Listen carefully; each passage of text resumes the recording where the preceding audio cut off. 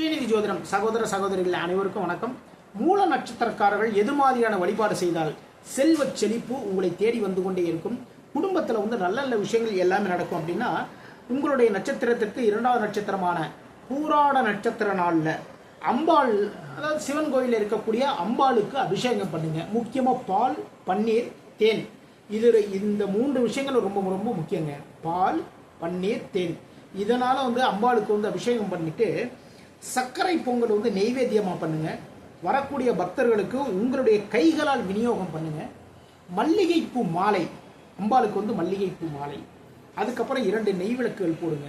குடும்பத்தில் மகிழ்ச்சி நிலவும், தொழிலில் முன்னேற்றங்கள் ஏற்படும், செல்வ செழிப்பு உங்களை தேடி வந்து கொண்டே இருக்கும். எதிர்பாராத இடத்திலிருந்து நல்ல நல்ல தகவல்கள் எல்லாமே கிடைக்கும். திருமண தடைகள் அனைத்துமே அகலும். மீண்டும் அடுத்த பதிவில் சந்திப்போம். நம்முடைய ஸ்ரீநிதி ஜோதிடம் சேனலை லைக் பண்ணுங்க, ஷேர் பண்ணுங்க, சப்ஸ்கிரைப் பண்ணுங்க.